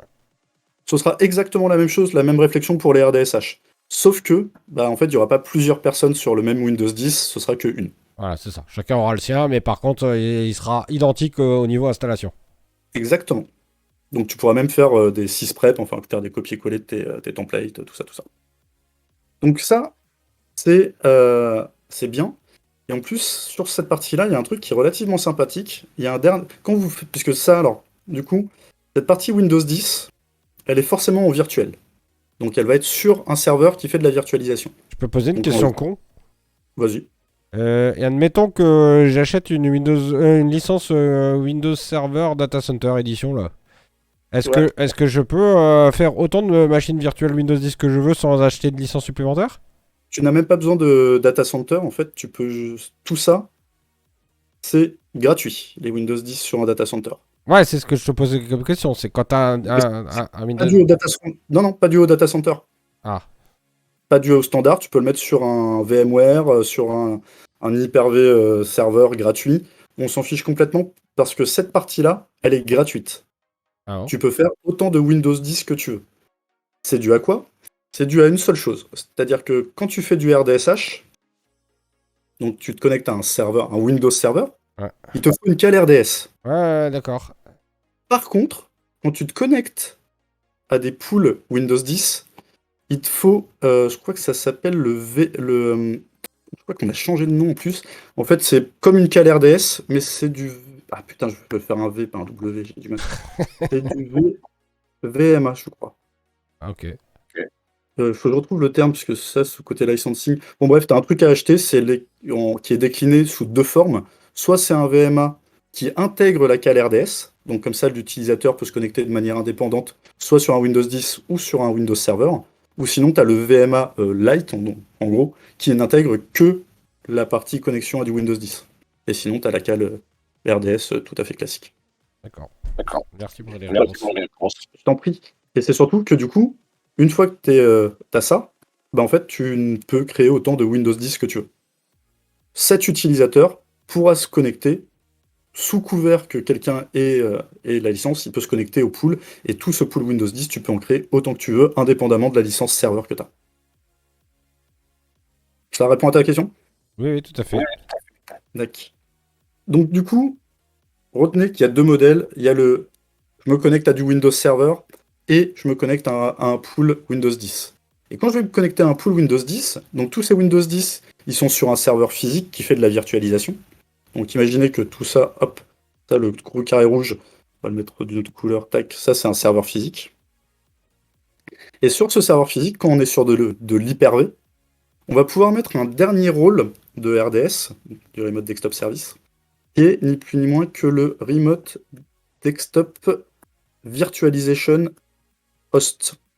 Et ce RDVH, qu'est-ce qu'il va faire? Il va communiquer avec le Connection Broker. Quand on se connecte sur le Connection Broker va voir le RDVH, quand on veut accéder à un pool Windows 10, et il va lui dire tu peux démarrer la VM de Jean-Jacques, parce qu'en fait, dès que la personne va se déconnecter, on va mettre en veille les machines virtuelles pour que ça consomme moins. Donc voilà, après tu gères ta gestion en mode, par exemple, le soir, tout le monde se casse, t'éteins tout, et comme ça te prend beaucoup moins de ressources. Ou effectivement, s'il y a une personne qui n'est plus là et qui s'est connectée lundi, ce serait ballot d'avoir sa machine toute la semaine, sachant qu'il y en a d'autres qui vont vraiment travailler, tu vois. Donc du coup, en fait, on va tout simplement se permettre de mettre en veille la machine virtuelle. Et le RDVH pourra réveiller la machine. Dès qu'elle est réveillée, il va dire au Connection Broker, c'est bon, tu peux laisser passer Jean-Jacques, il peut se connecter, elle est prête la VM. Voilà. Ça, c'est pour l'infrastructure de base. T'es à peu près clair ou il y a des questions, des suspicions, interrogations? N'hésitez pas. Pour toi, les mix, ça allait ou pas? Ouais. Dans les grandes lignes. Ah non, mais même plus que dans les grandes lignes, je vois assez bien tout ça, ça me parle bien. Si tu as des questions précises, on y répondra. Ou vous avez des questions précises, on pourra y répondre indépendamment dans le Discord, sans souci. Donc, une fois que vous avez intégré toute cette petite partie-là, et ben Microsoft, ils ont fait quoi, hein? On s'est dit, ce service-là, reprendre exactement la même chose, ce serait quand même pas mal, mais de le faire dans le cloud, histoire de pousser effectivement tout ça et de donner un peu plus de valeur à cette technologie. Donc en fait, on a repris tout ce qu'on a vu là, on l'a foutu dans le cloud, et on a rajouté des trucs sympathiques. Donc tout ça, on-premise, donc chez toi, quand tu vas l'installer à la main, c'est du RDSH, du RDS, Remote Desktop Service. On a installé tous les services Remote Desktop. Et dans Azure, ça s'appelle Azure Virtual Desktop. Azure Virtual Desktop, c'est tout simplement toute cette infrastructure. Donc on va reprendre. Tac. Tu as le Web Access. Le serveur Web Access, et ben en fait, chez toi, tu en as un puisque tu n'as pas beaucoup d'argent. Bah, dans Azure, tu en as beaucoup. Genre vraiment, vraiment beaucoup. Et c'est pas toi qui le gères, c'est Microsoft qui le gère. Tout ce que je vais mettre en bleu, c'est Microsoft qui gère, et je mettrai en rouge que nous, administrateurs, système, réseau, gérons à la mimine. Donc le Web Access, tu n'as pas besoin d'en faire quoi que ce soit, il est déjà présent, il est commun, il est mutualisé pour l'ensemble de la planète. Donc autant dire, on en a plein avec plein de lots de balanceurs dans tous les sens, c'est génial. Bah, de la même façon, un autre service qu'on n'a pas besoin de gérer, puisque c'est Microsoft qui va le gérer, bah, c'est la gateway. Donc pas de problème de certificat, de sécurité, c'est nous qui gérons absolument tout sur cette partie-là. Donc la gateway, tu ne la verras absolument plus. Le RDVH, alors le Connection Broker avant. Le Connection Broker, pareil, hein, c'est Microsoft qui va le gérer, on a ton identité, on sait où on va te rediriger sur tes pools de machines à toi. Bah du coup, effectivement, Microsoft va le gérer, on en a plein. Le RDVH, pour réveiller, éteindre tes machines, tout ça. Bah, le RDVH, c'est sur la couche hyperviseur, et donc autant dire que sur Azure, la couche hypervision, tu vas pas l'avoir souvent. Donc du coup, effectivement, c'est complètement Microsoft qui gère. Toi, tout ce que tu as à faire avec tes petites mains, c'est tout simplement créer Ta collection. Exactement. Alors, on a juste Ou pour la blague, tes collections aussi, j'imagine. Tu peux en avoir plusieurs, non? exactement. Alors, la seule notion qui change par rapport à ce qu'on a vu avant, c'est que à demeure, donc on-premise, ça s'appelle des collections, et dans Azure, ça s'appelle des pools. D'accord? Pas des pools. Oui. Pas les mêmes, les autres. Ça ne grignote pas, ça vole pas. Ça va Donc pas du haut. coup, on va créer des pools, et de la même manière, c'est-à-dire que tu vas avoir un pool 1 avec, par exemple, 4 RDSH. Tu peux avoir un pool 2 avec 100 Windows 10. Voilà, exactement sur le même modèle que tout à l'heure. Des RDSH, des Windows 10, c'est toi qui les crées.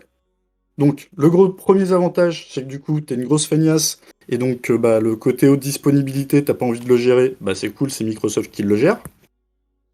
Toi, tu gères juste tes petites machines virtuelles exactement comme tu l'aurais fait chez toi. Sauf que effectivement, on apporte après pas mal de choses. Par exemple, si admettons tu te dis tiens, j'ai envie de changer tout mon pool de machines, bah en fait, assez rapidement, un petit claquement de doigts, tu vas pouvoir déprovisionner toutes les machines qui sont présentes et changer l'image pour en remettre une nouvelle, par exemple. Donc ça va être. Il y a toutes les choses où tu vas galérer chez toi de le faire à la main. Tout a été automatisé pour la maintenance, pour le monitoring également, puisqu'on a beaucoup d'outils qui vont te dire tiens, il y a telle machine qui a telle performance, tel niveau de sécurité, blablabla. Enfin, c'est tous les reporting Azure comme d'habitude. Ouais, si, juste une petite chose qui est nécessaire, c'est la partie file server qui est derrière. Que je vais le mettre en rouge puisque c'est à toi de le gérer aussi. La partie file server. J'écris vraiment comme une merde. File server et pour donc du coup avec la partie FSLogix pour y stocker l'intégralité de tes profils utilisateurs exactement de la même manière. Donc à chaque fois que tu as un pool, tu auras des profils communs à tout le pool. Et si admettons tu as un pool 2, il y aura tu mettras ça dans un autre répertoire au niveau du serveur de fichiers. Là tu auras tous les profils du pool 1 et là tu auras tous les profils du pool 2. Quand bien même c'est les mêmes utilisateurs qui se connectent à gauche et à droite. Juste des répertoires, il faut les distinguer. Donc voilà, donc l'infrastructure, elle consiste juste à créer des machines virtuelles.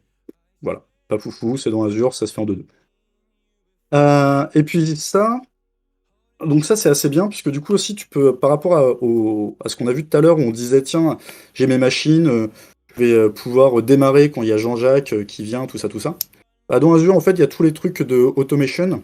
Ça veut dire quoi? Ça veut dire que, de scalabilité. Ça veut dire que dès qu'il y a par exemple, tu pourras dire, dès qu'il y a 100 utilisateurs sur un RDSH, au 99e, par exemple, je vais rallumer un deuxième RDSH. Pas besoin que mes RDSH soient allumés, j'en ai 100, pas besoin que les 100 soient allumés en permanence si la nuit, il n'y a que 15 personnes qui se connectent. Donc du coup, en fait, je vais allumer les machines dès lors que j'aurais précisé que sur le premier serveur, je veux pas plus de 50 users, le deuxième serveur, je veux pas plus de 30 users. Le premier serveur, dès qu'on arrive vers les 50, c'est à toi de définir la base, hop, j'allume le deuxième serveur.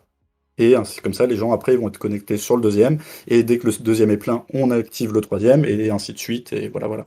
Qui te permettra également de faire des économies de coûts, tout simplement. Donc ça, c'est la petite scalabilité qui est fournie par Azure, qui est relativement sympathique, également pour des notions d'économie de pépettes. Donc ça, retenez, après, il y a beaucoup plus de choses, mais juste dans les grandes lignes, Azure Virtual Desktop. T'as des questions là-dessus? Vous avez des questions là-dessus? Non, c'est clair. Si, j'en avais une qui m'était venue avant, mais c'est une bricole. Est-ce que ça fonctionne bien? Est-ce que c'est bien adapté d'y accéder depuis, par exemple, un Mac? Ouais. Absolument. En gros, tu as tous les clients remote desktop. Si, admettons, tu n'as pas de MSTSC, comme tu l'as d'intégrer de base sur Windows. Alors, le MSTSC, d'ailleurs, c'est important de le préciser. Bon, très bon point. À partir du moment où tu es sur Azure Virtual Desktop, tu ne peux plus utiliser le MSTSC. Il faut forcément que tu passes par le Web Access. Ouais, logique. Ou que tu utilises le client Remote Desktop qui est présent dans tous les stores Android, iPhone, iOS, Mac, Windows. Alors je précise peut-être le fond de ma question, même si tu as répondu en partie, je m'inquiétais plus pour les problématiques peut-être de clavier par exemple, puisque un clavier Mac est assez différent d'un clavier PC par exemple. Eh bien écoute, j'en sais absolument rien. Ok, je ne sais pas et t'as pas eu de retour d'expérience là-dessus. J'ai eu 0 dossier avec des Macs. Quand il y a des Macs, on m'appelle pas. Ça tombe bien, on va se recontacter du coup. Si on peut se tester ça ensemble, moi, ça me va avec grand plaisir. Et ça sera fait. Eh ben écoute, n'hésite pas, je suis à disposition la nuit. Alors, j'ai lancé un petit sondage pour ceux qui voudraient s'exprimer et j'en relancerai un tout de suite une fois que celui-là sera terminé. Donc là, la question actuellement, c'est est-ce que je vous casse les pieds quand je pose des questions aux licences ou pas le sondage suivant, ça sera est-ce que ça vous intéresse qu'on fasse à l'occasion, alors je peux pas vous donner une date, un live où on monte alors pas cette infra là puisque celle-là elle est déjà dans Azure donc il n'y a pas besoin de la monter, elle se fait toute seule, mais la précédente. La maison, si tu veux. On peut la monter chez toi. Hein. Oui, mais la monter chez moi c'est l'autre version, c'est la version d'avant. C'est ce qu'on a vu avant. Et c'est de ça que je proposais de monter un lab, voilà. En live. En tout cas, je te redonne la parole, mon cher Osborne. Merci bien. Je l'accepte. Donc du coup, Azure Virtual Desktop, c'est en gros tout est plus simplifié et surtout c'est méga rapide quoi. Voilà. Donc du coup, ça c'est Azure Virtual Desktop, on est content. Tac tac tac. Mais tac, pourquoi tac, donc c'est méga rapide? Parce que vous avez des super serveurs de la mort? C'est puisque déjà effectivement, tout ça, tu profites de la bande passante de Microsoft. Donc en termes d'expérience, je sais pas ce que vous avez dans votre boîte forcément avec la fibre, tout ça. Mais au moins là, tu as des services qui sont méga garantis. Tout ce qui est en bleu, c'est méga garanti sa maman. Toute la partie, j'allais dire socle également de tes machines virtuelles, bon, ça va bien se passer. Et ouais, non, à provisionner des machines virtuelles, en fait, comme je te dis, tu as tout le truc de scalabilité qui va ajouter des machines, qui peut augmenter la taille au besoin en fonction de tous tes critères, toi. Donc en fait, pour des économies de coûts, entre guillemets, de performance et autres. Et c'est super simple. Si, admettons, par exemple, alors je vais pas donner le nom du client, mais on avait 5000 machines virtuelles à créer. Ça fait un peu du monde, ouais, ça fait un peu du monde. En fait, c'est simplement que tu dis je vais créer des Windows 10 et j'en veux 5000, start. Voilà. Ouais. J'attends 10 minutes et je les ai tous. Parce que rassure-moi, t'as pas besoin de les faire une à une quand même. Tu cliques pas 5000 fois. Non, tu le fais qu'une seule fois, justement. Ah ouais. C'est juste que ça prend du temps à les instancier, quoi. Ça prendra plus ou moins de temps en fonction de l'intelligence du truc, s'il les a mis sur des VM différentes, tout ça, et du data center sur lequel tu tombes, et de la période d'activité. Bon, il valait mieux le faire la nuit en France, il y avait moins d'activité, quoi. Mais concrètement, voilà, c'est des choses qui sont inenvisageables, ou chiantes du moins à faire chez toi en mode 2 minutes, quoi. Tiens. Ah bah tiens, j'ai rien à faire, je vais créer 5000 machines. Allez. Bah Autant écoute, qu'on peut- on pourra faire ça dans le lab, monter 5000 machines. Hein. Bon, le problème c'est les ressources. J'aurais pas assez de budget sur ma subscription Azure, à mon avis. Là, je vais me faire cramer, là. Mettre une machine à 4 balles pour le chat, ça passe. Donc du coup, ouais, et puis après, tu as tous les services d'Azure pour le backup. Si, admettons, tu veux synchroniser, par exemple, si toute cette infrastructure que tu as faite, bah, tu veux de la haute dispo, tu vas pouvoir utiliser des services comme Azure Migration. Attends, c'est ASR, Azure. Ouais, je sais plus. Bon, bon, bref, c'est la partie ASR, c'est Azure Site Recovery. Putain, je sais plus sur quoi j'étais parti, qui va te permettre en fait de synchroniser l'intégralité de tes machines qui sont là, potentiellement sur un autre data center. Comme ça, si admettons le jour où tout crash, là, hop, t'as tout ton réplica qui est ailleurs, et vu que toute cette partie-là, elle est commune, bah en fait, tu pourras repartir assez rapidement, quoi. Donc voilà, il y a plein de petites choses en termes de backup, les snapshots, tout ça, le contrôle d'identité, la sécurité également, puisqu'il faut savoir, par exemple, quand tu vas être chez toi, bah, tu as ton petit web access, tu es content, et lui, il fonctionne de base avec un login mot de passe. Dans Azure, tu vas pouvoir le coupler avec du multifactor authentication, tu vas pouvoir le coupler avec de l'étude comportementale, savoir d'où les gens se connectent, est-ce que c'est autorisé, oui, non, est-ce que la connexion elle est safe, oui, non, et en fonction d'un truc, j'allais dire déviant de la normale ou des critères de sécurité définis, bah, tu peux par exemple couper la connexion et solliciter l'utilisateur pour qu'il change son mot de passe, et quand il va changer son mot de passe, il y aura du multifactor authentication pour s'assurer que c'est lui. Comme ça, si admettons il y a quelqu'un qui lui a volé ses credentials, bah, il sera coupé en deux. Et tous ces systèmes entre guillemets sont inclus, quoi, si je puis dire, dans Azure côté sécurité, quoi. Donc tu as plein dans tous les sens et de remédiation automatique. Il y a Zanglouz qui pose encore une fois une question très pertinente qu'on aurait pu se poser bien avant, à savoir, mais dans quel cas ça peut être utile, dans quel cas d'usage réellement ce genre de solution peut être utilisé plutôt que, ou peut-être en le posant autrement. Pourquoi utiliser ça plutôt que d'utiliser des postes de travail? Bon, on l'a déjà dit un petit peu avant, mais c'était peut-être un peu vague. On peut le refaire rapidement d'une autre manière. Tout à l'heure, je prenais l'exemple par exemple sur la partie RDSH. Bah, en fait, tu fais ta mise à jour une fois au lieu de la faire sur 100 000 postes. C'est quand même vachement plus rapide. Bon, après, des boîtes de 100 000 postes, il n'y en a pas non plus. 90, 60, aller aussi bas que tu veux. C'est simplement que du coup, tu n'as qu'un seul poste à gérer, quel que soit le nombre d'utilisateurs. Et moi, je te dirais même que y a d'autres cas d'usage plus basiques avec moins d'utilisateurs, dont un POC que je vais monter sans doute avec l'ami Osborne. Je vais lui en parler tout à l'heure parce que ça m'est venu. Et qui va probablement être vraiment utilisé en clientèle, où nous on a une application qu'on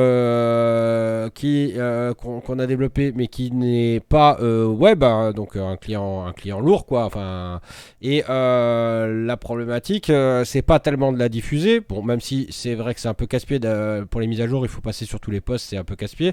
Bon, on pourrait le distribuer d'autres manières. Malgré le fait qu'il n'y ait qu'une dizaine de postes, ça a quand même un intérêt. Parce que ça permet d'éviter d'avoir à gérer les postes de travail directement. Parce que si le poste de travail il est pété, on s'en fout, on le dégage et on met un autre à la place, pas de souci. Et on a quand même notre session utilisateur, enfin notre bureau utilisateur avec ses applications qui est toujours prêt à être utilisé. Le deuxième intérêt, c'est que si l'utilisateur doit utiliser la solution à distance, sachant que notre application n'est pas faite pour tourner à distance, c'est beaucoup plus efficace en termes de Sécurité. déjà de sécurité, mais même au-delà de la sécurité, même en termes de vitesse. Si vous avez déjà utilisé du RDP ou des équivalents, c'est extrêmement rapide. Parce qu'en fait, il ne transfère pas les images pixel par pixel, parce que ça prendrait bien trop de temps. Il refait les fenêtres et tous les En fait, éléments. il prend le différentiel du mouvement qui a été fait. Bah ouais, mais à ma connaissance, il va même plus loin que ça, hein. Comme dit, il rejoue les fenêtres. Il ne transfère pas l'image. Ouais, Alors bien sûr, absolument. dans certains cas, il est bien obligé. Si s'il y a de la vidéo, par exemple, il peut pas faire autrement que de transférer l'image. Mais en tout cas, quand c'est une application de bureau, par exemple, un navigateur ou n'importe quoi, il va transférer un maximum de choses sans transférer l'image, quoi. Donc ça fait économiser beaucoup de bande passante. D'ailleurs, ça va également te plaire ce que je vais te dire. C'est que là, je vous ai dit, effectivement, j'avais pas notifié cette partie-là. Là, on était en image dans ta tête. Là, tu te dis, j'ai tout le bureau à distance. Donc, j'ai un nouveau Windows qui s'affiche. Mais tu peux également activer un truc aussi bien dans AVD que à demeure, qui s'appelle les Remote Apps.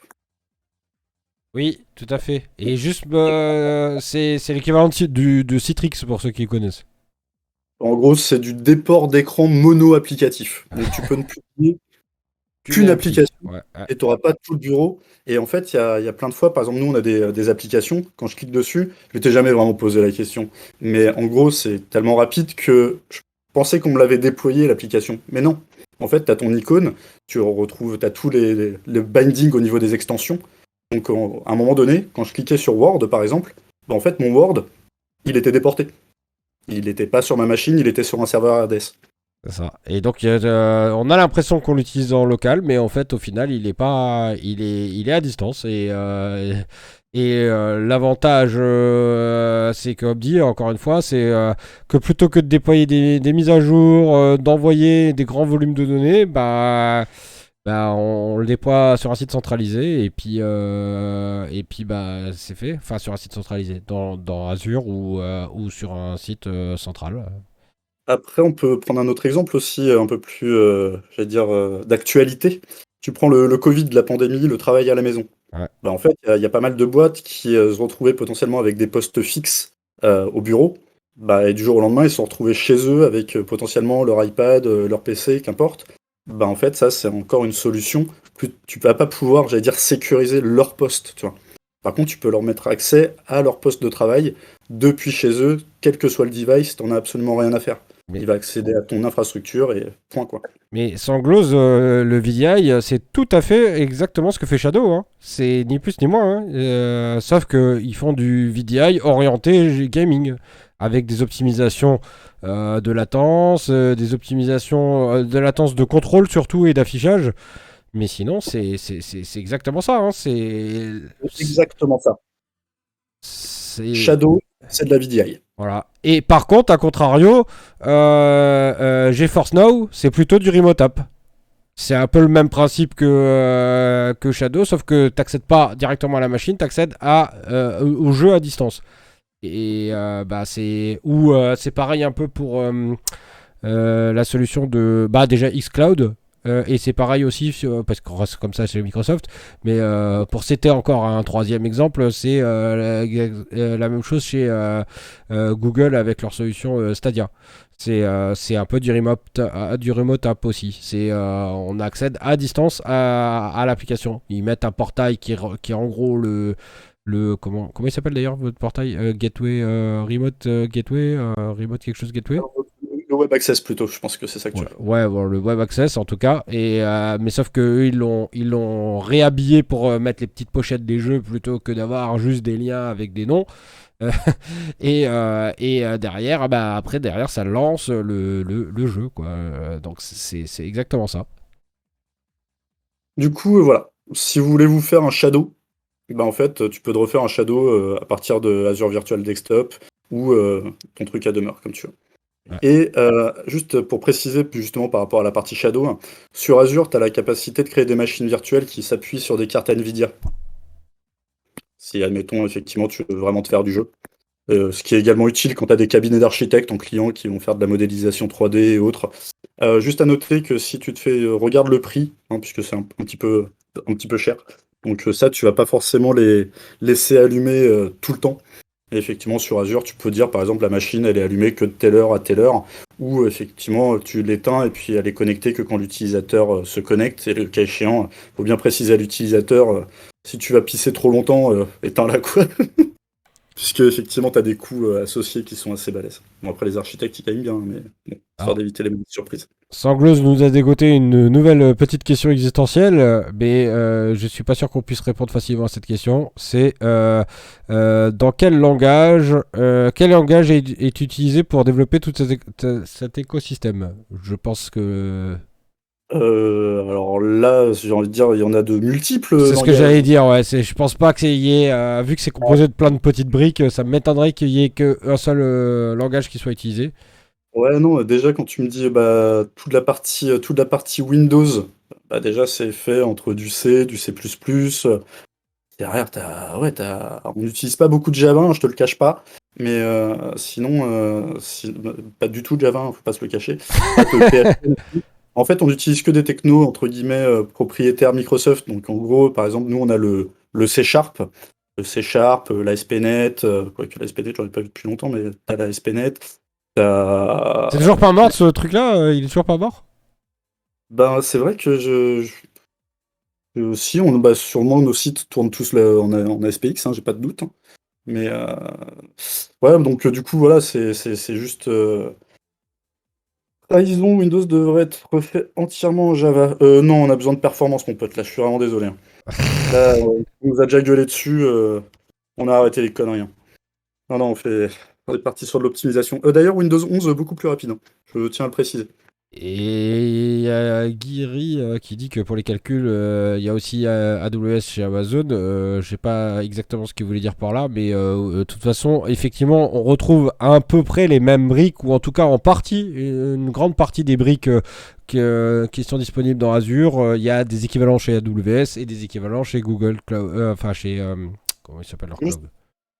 De quoi à Google? Ouais. Alibaba? Ouais, voilà. Ah, ils en ont aussi un Alibaba, oui, c'est Alibaba, ils sont bien au-dessus de Google et. Ah ouais? Ouais, le premier c'est AWS, le deuxième c'est Microsoft, le troisième c'est Alibaba, le quatrième c'est Google. D'accord, ok. Bon, enfin, en tous les cas, on retrouve un peu les mêmes briques, ou une partie des briques sont identiques dans les différents, Alors, clouds. juste pour te reprendre juste sur ça, tout ce que j'avais mis en bleu là, c'est disponible que sur Azure. D'accord? Le Web Access géré par Microsoft, tout ce qui est en tant que service. Après, tu peux te monter ton infra, on avait dit on-premise, en IaaS, donc en infrastructure, tout refaire toi-même avec des machines virtuelles sur n'importe quel cloud. Par contre, cette partie Azure Virtual Desktop, ça, c'est que chez Microsoft. D'ailleurs, ça m'étonne que tu nous l'aies pas dit, ça, Sanglose. Pas Sanglose, Osborne. Sanglose m'apprend un truc. C'est que y a des offres étudiantes Azure quand tu es en école. Des fois, tu as possibilité d'avoir certains services Azure, visiblement. Ah ouais, mais toi, pourquoi je te l'aurais dit? T'as pas la gueule d'un étudiant. Bah si, quand même. On me dit toujours que je fais plus jeune. Alors, peut-être que... Ouais, non, ouais, bah, de toute façon, il y a des offres pour tout, hein. Moi, je m'occupe pas forcément de la partie éducation, mais je sais que moi, j'ai de toute façon, je pense vous avez des crédits de 120 balles ou des trucs comme ça pour faire tourner des petits services de temps en temps, si je puis dire. Mais à voir, après, ça dépend des écoles, en fait, hein. Si t'es dans une école d'informatique, peut-être t'as plus de crédits ou autre. Faut voir, faut que tu vois ça avec voyez ça avec votre direction, si je puis dire. Mais on va quand même avancer un petit peu si vous Oui. n'avez pas de questions sur la partie AVD. Tout ce qu'on a vu là, ça va être encore, comme je vous le disais, la base de la finalité, qui est ni plus ni moins que Windows 365. Windows 365, c'est pour tous ceux qui veulent même pas gérer cette partie-là, gérer les machines virtuelles, les images, tout. Windows 365, c'est bah, juste ton PC dans le cloud. C'est-à-dire que en fait, pour déployer un PC à tes utilisateurs, ça va prendre à peu près 2 minutes et demie le temps d'ouvrir tes pages web. En fait, tu vas créer une stratégie qui va dire, tiens, pour tous les gens de la comptabilité, je vais mettre tel modèle de machine virtuelle, et hop, la personne elle se connecte sur windows365.microsoft.com, et elle a son Windows en mode web. Voilà, fin. Donc Windows 365, c'est assez rapide à expliquer. Il y a deux offres. Il y a l'offre business et l'offre enterprise. L'offre business, concrètement, t'as pas trop de trucs de management dans tous les sens. C'est plus pour les petites boîtes, en mode chacun a son Windows, et voilà. Tous tes Windows peuvent être liés à un Active Directory, hein, donc à toi de voir si tu vas utiliser tes GPO, tout ça. Ou ça peut être lié à l'Azure Active Directory. Mais on va pas faire un cours sur l'Azure Active Directory, mais en gros, c'est un service où tu as toutes tes identités qui est déjà disponible, qui est gratuit, qui est là. Donc en gros, si t'as pas envie de te faire chier avec un Active Directory, partir en mode full cloud, en gros, t'as juste à prendre ta licence Windows 365, la signer à tes utilisateurs, et hop, ils ont un Windows en 2.2, quoi. La partie Enterprise, t'as un Windows qui doit forcément pour l'instant être lié à ton Active Directory. Donc potentiellement avoir un VPN ou avoir une machine pour répliquer avec un Active Directory qui serait un domaine contrôleur que tu aurais mis dans le cloud. Mais qu'importe pour ces considérations. Considérez simplement que vous avez des Windows. Côté business, côté management, c'est très pauvre. Côté enterprise, on a absolument un florilège de tous les trucs de la sécurité, du monitoring. Tiens, tu peux te dire, remonte-moi dès qu'il y a une application qui a mis plus de tant de millisecondes à se lancer, peut-être il y a un souci, tac, et tu as des alertes dans tous les sens, de la remédiation, de l'optimisation, enfin, il y a une liste pas possible de choses sympathiques sur cette partie-là.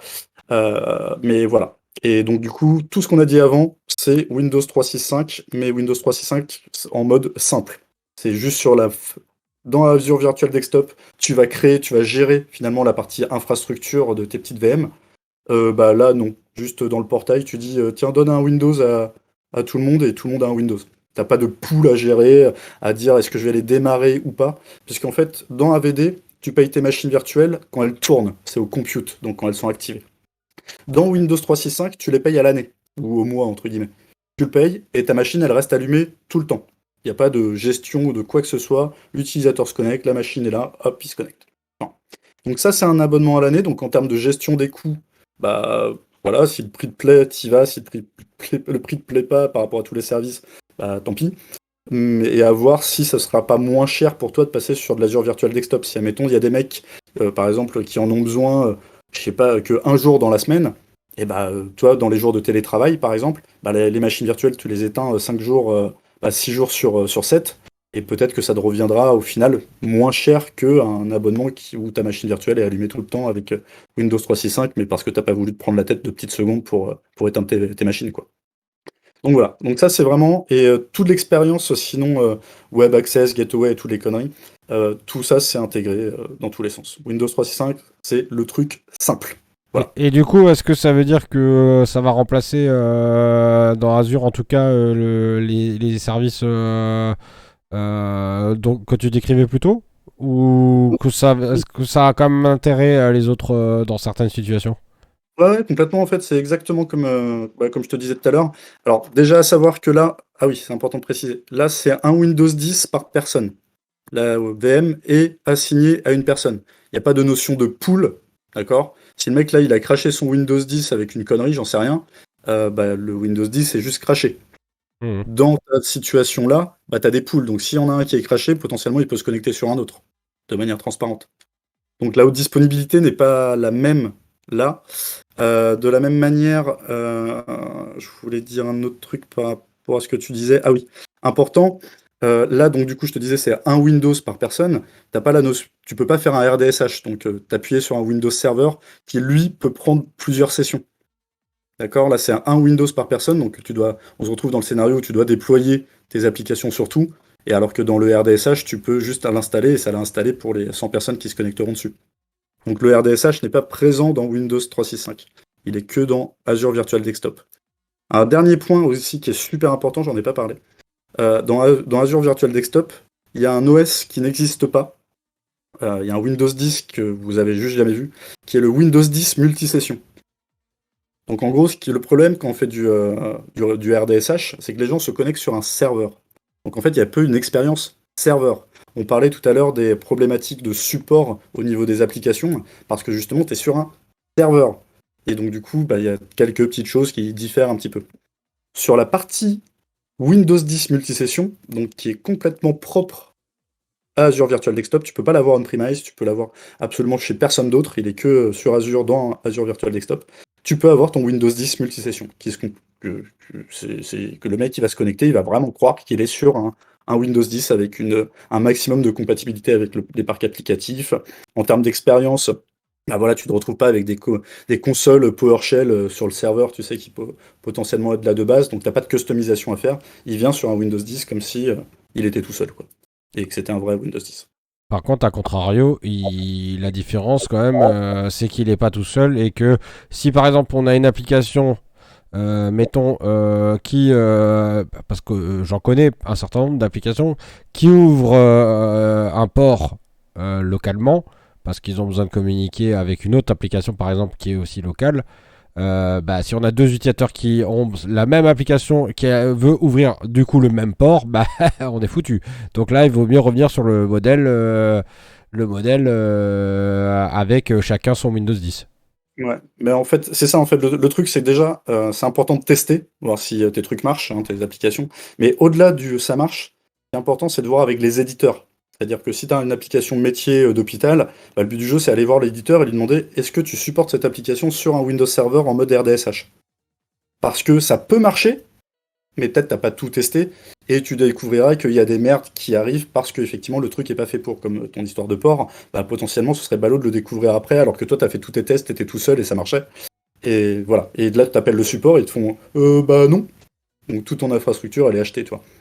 Donc toujours, première chose, avant de se lancer t'as un RDSH ou un Windows 10 multisession, donc dès qu'on n'est pas sur un Windows 10 classique, appelez les éditeurs pour savoir s'ils supportent. C'est important, histoire de ne pas vous retrouver biaisé. Si, admettons, il y a plein d'utilisateurs où il y a des trucs qui merdent, ils vous appellent et vous faites ah, machin, merde, j'ai vendu une infrastructure de ouf qui sert à rien. C'est dommage. Voilà. Dans les petits conseils de la vie de tous les jours. Donc, on retient Windows 365, c'est Windows super simple à provisionner pour les utilisateurs. Par contre, il n'y a pas de multisession, c'est un Windows 10 par personne, et il n'y a pas de haute disponibilité côté système d'exploitation. S'il est cassé, bah faut le refaire, quoi. Et qui n'existe du coup que en Azure, que dans Azure et pas en on-premise, celui-là. Exactement, dans Azure Virtual Desktop. Et est-ce que tu sais si le multiscreen est bien géré maintenant Ouf. Oui. Je te dis de ouf, puisque à mon bureau, quand j'y vais de temps en temps, donc j'ai 5 écrans, effectivement, ça marche de ouf. Mais c'est pas vu comme une grosse résolution, c'est bien vu comme 5 écrans. C'est 5 écrans, ouais. Ouais, Ouais, c'est pas un truc qui s'étale tout pourri. En fait, le niveau, les nouveaux, que ça fait un petit moment là que ça passe, tu prends le client Remote Desktop qui est dans le store, et il gère ça très très bien. D'accord, ok. Et on est d'accord que tu parles que ça marche sur des Windows 10 à distance comme sur du Office 365. Dans les deux cas, pas du Office, du Windows 365. Dans les deux cas, c'est supporté. Ouais, dans toutes les machines virtuelles, qu'elles soient chez toi, qu'elles soient en mode serveur, ou en Windows 10, ou en Windows 10 multisession, chez toi, ou dans un autre cloud, qu'importe, tu as fait toute ton infrastructure à la main, ou dans Azure Virtual Desktop, ou dans Windows 365, c'est Bruno. Ouais. Ok. Merci pour la précision. Faut vraiment qu'on cause après. Ouais, non, il y a des. Voilà. Je pense que. Bon, après, pas rentrer dans le détail de tous les Non. accords, puisque ça, on va rester longtemps. Mais voilà. Ça fait déjà une bonne heure et demie qu'on est en live. J'allais justement vous proposer de mettre fin à cette session parce que tout simplement, je pense qu'on a quand même vraiment fait le tour. Après, bien sûr, si vous avez des questions, n'hésitez pas. Je vois qu'il y a des questions de Sanglose, mais je vais te laisser les lire et me dire si tu as compris ce qu'il demande parce que je suis pas sûr d'avoir bien compris ce qu'il demande, moi, personnellement. Alors, on commence à partir d'où? Les 3 derniers? Oui, enfin les deux derniers, puisque c'est pas une question l'autre. Alors, comme il y a un système de pool, je sais pas si ce serait possible, mais pour de grosses entreprises, est-ce qu'on pourrait imaginer de la décentralisation en local? qu'est-ce que ça veut dire la Bah, décentralisation c'est des justement quand il explique après, enfin je pense, la deuxième partie, ça a l'air d'être lié, mais moi au début j'avais pas compris la question pareil, enfin j'aurais pas compris ça. Il J'aurais avait- viré le bon local. Bah non, non, non, non, mais alors moi au début je pensais qu'il voulait dire, bah, est-ce qu'on peut faire ça chez soi, dans son entreprise. Si on a une grosse boîte ou qu'on a les moyens, est-ce qu'on peut faire ça? Mais en Tu fait, peux le faire même si c'est une petite boîte. Hein.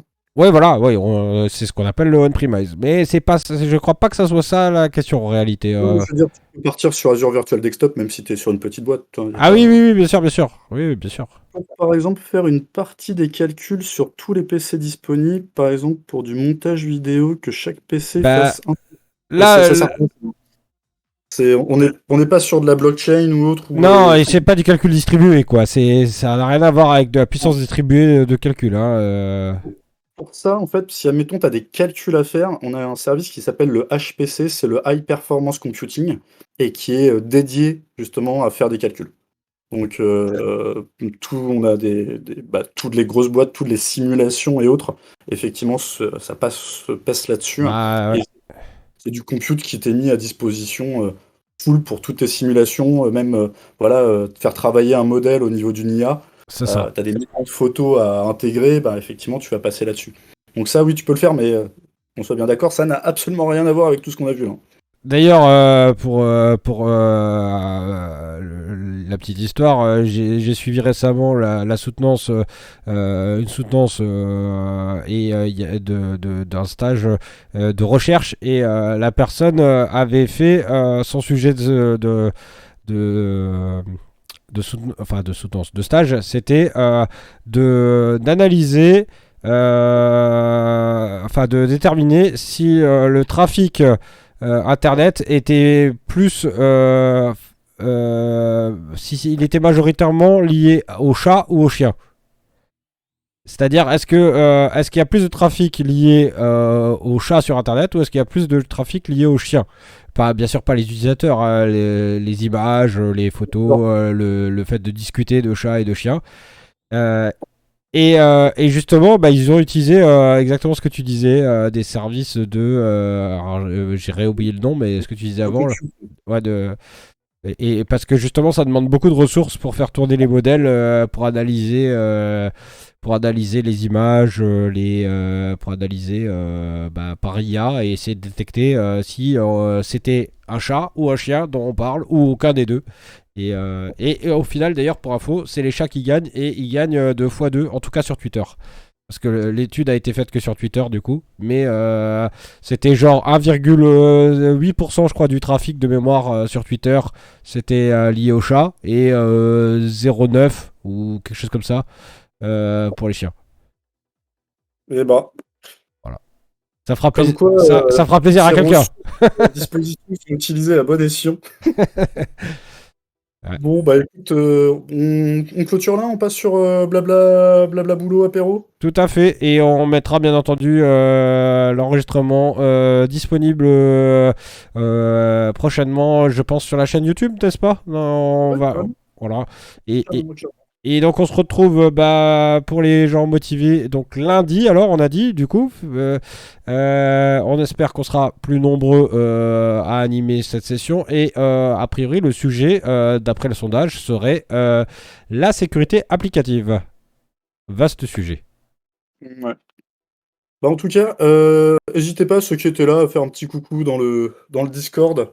On va switcher peut-être blabla apéro, je vais peut-être entamer le début de mon repas avec un petit apéritif. Ça va être bien. Allez bah écoutez bonne soirée à tous et à bientôt. Et j'espère que ça vous a plu, n'hésitez Tout à pas fait. à nous dire, hein, puisque sinon on arrête de faire des trucs avec des schémas trop compliqués.